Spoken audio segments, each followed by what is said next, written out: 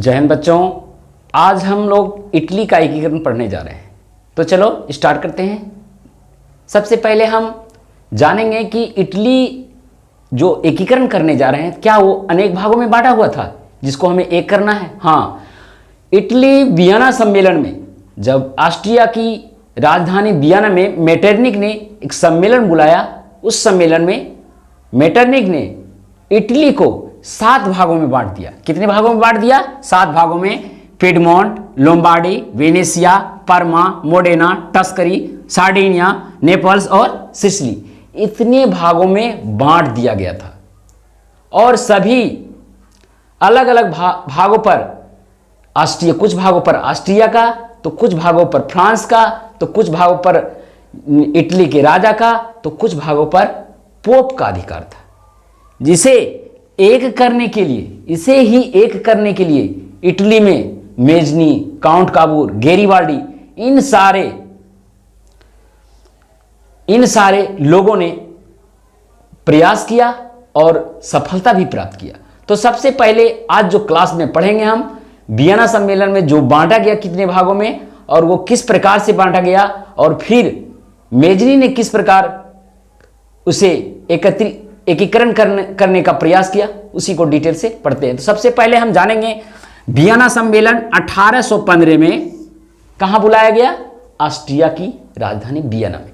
वहां पर ही इन सभी भागों में इटली को बांटा गया। उसके बाद इटली को कितने भागों में बांटा गया? तो 7 भाग में बांट दिया। कितने भागों में बांटा बच्चों? इटली को 7 भागों में, जो लिखा हुआ है। पिडमोंट, लोम्बार्डी, वेनेसिया, परमा, मोडेना, टस्करी, नेपल्स, सिसिली, सार्डिनिया, इतने भाग में बांटा। उसके बाद वहां का राजा था चार्ल्स एल्बर्ट। इटली का राजा था चार्ल्स एल्बर्ट। वो भी चाहता था कि हम अपने अधीन इसको कर लें, ये जो सारा क्षेत्र है हमारा हो, पर क्या करें। उसके सामने ये ऑस्ट्रिया जो काफी ताकतवर था, उसके सामने फ्रांस जो फ्रांस का तूती बोलता था, उससे हर यूरोप के हर कंट्री उससे भय खाते थे, जिसके कारण बेचारा कुछ कर नहीं पाया। वो कुछ नहीं कर पाया, केवल देखते रहा, समय का इंतजार कर रहा था कि कोई तो होगा जो इस और कदम बढ़ाएगा। तो उसके बाद चार्ल्स एल्बर्ट वहां का इटली का शासक था। उसके बाद चार्ल्स एल्बर्ट को अब किस क्षेत्र, चार्ल्स एल्बर्ट को मिला कौन सा क्षेत्र? अब अगला बात क्या है, इटली के राजा को क्या मिला? तो इटली के राजा को मिला नीस, सेवाय, सार्डिनिया और पिडमोंट। ये जो एरिया आप देख रहे हैं, ये एरिया का मालिक किसको बनाया गया? वहाँ का जो राजा था, इटली के जो राजा थे चार्ल्स एल्बर्ट, उसको बनाया गया। चार्ल्स एल्बर्ट को ये सारे क्षेत्र दिया गया, इन सारे क्षेत्र को चार्ल्स एल्बर्ट। अब इटली को राजा को मिल गया। अब मिला फ्रांस। फ्रांस को क्या मिला? तो फ्रांस को ये नेपल्स जो देख रहे हैं आप, ये नीचे वाला एरिया, ये वाला सिसिली और नेपल्स, ये दिया गया फ्रांस को। ये फ्रांस को मिल गया। चलिए, फ्रांस हो गया। अब ऑस्ट्रिया का अधिकार किस क्षेत्र पर था? तो ऑस्ट्रिया का अधिकार लोम्बार्डी और वेनेसिया। लोम्बार्डी बहुत ही उपजाऊ भूमि था इटली का, ये धान की फसल के लिए ये काफी उपयुक्त था और यहाँ पर पैदावार भी बहुत अच्छी होते थे। ये उपजाऊ भूमि था। किसका? तो ये इटली का। जिसे कौन ले लिया? ये ले लिया ऑस्ट्रिया ने। इसे ऑस्ट्रिया अपने अधीन कर लिया। क्यों? क्योंकि बोला भाई, उस समय जो लड़ाई हुआ था नेपोलियन बोनापार्ट के साथ, तो उसने काफी धन खर्च किया, जिसके कारण बोला ये हमारा क्षेत्र हो गया। क्योंकि ये शुरू में भी था हिटलर, ये नेपोलियन बोनापार्ट का, तो ये मैं ले लूंगा। इसके कारण बेचारा को कुछ बोल भी नहीं पाया और वो इस तरह उसे ले लिया। अब ये ऑस्ट्रिया को जो मिल गया, उसके बाद फ्रांस को भी मिल गया। अब ये एक ऐसे व्यक्ति थे मेजनी, जिन्होंने अपने देश के बारे में सोचने का प्रयास किया और बोला कि ये सारा एरिया मेरा है और दूसरे देश के लोग हमारे एरिया में अधिकार कर रहा है, तो हम क्यों ना उसको भगा के हम अपने राज्य में मिला लें। तो इसके लिए सबसे पहले मेजनी ने ही प्रयास किया। इसीलिए इटली के एकीकरण का अग्रदूत कहा जाता है। अग्रदूत कहा जाता है किसको? मेजनी को। मेजनी को इटली के एकीकरण का अग्रदूत कहा जाता है। ये क्यों नहीं एक कर पाए, इसका भी एक कारण था।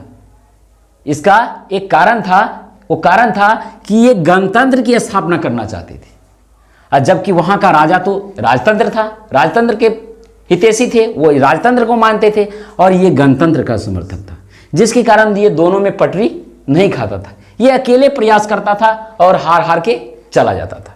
दूसरी, उन्होंने क्या किया, कार्बोनारी व्यवस्था का सदस्य पहले वो बन गया। ये कार्बोनारी एक गुप्त संगठन, डायरेक्ट हमला नहीं करता था, ये छिप छिप के वार करता था, जिसके कारण वो बार बार प्रयास करे, बार बार हारे। तो ये कार्बोनारी की व्यवस्था का सदस्यता ग्रहण किया। कौन किया? मेजनी ने।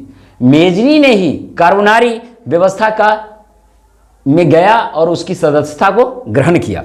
उसके बाद उसने कार्बन, अब जब इससे प्रयास में वो सफल नहीं हो पाया, तो उसने एक 1831 में ईस्वी में उसने यंग इटली का स्थापना किया। कहा इटली के जवानों एक हो जाओ और यहां से उसको खदेड़ दो। इसमें भी प्रयास किया, परंतु ये भी उसका सदस्यता ये बनाया ही, इटली यंग इटली की स्थापना ही किया मेजनी ने, और उसके बाद इस प्रयास में भी वो सफल नहीं हो पाया। फिर उसने यंग इटली कहने के बाद अगर नहीं हुआ तो अब की बार क्या नारा लगाया कि अब यंग यूरोप की स्थापना किया। अब ये बनाया क्या? Young Europe. ये किया 1833 ईस्वी में।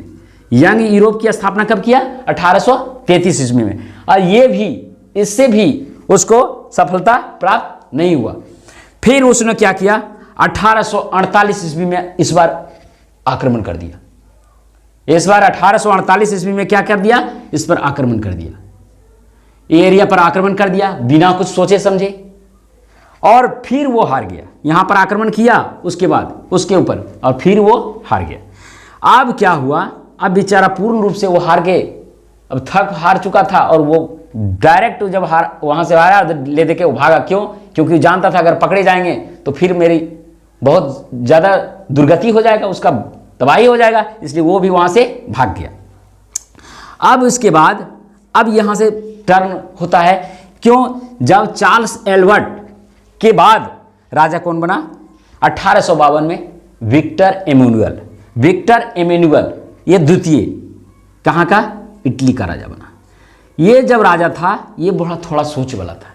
इसने सोचा कि कोई ऐसे व्यक्ति की खोज किया जो कैसा हो, अगर वो गणतंत्रवादी होगा तो इससे मेल खाएगा नहीं, वो राजतंत्र के बारे में सोचता हो, संवैधानिक राजतंत्र को मानने वाले व्यक्ति का खोज किया जिसका नाम था काउंट काबूर।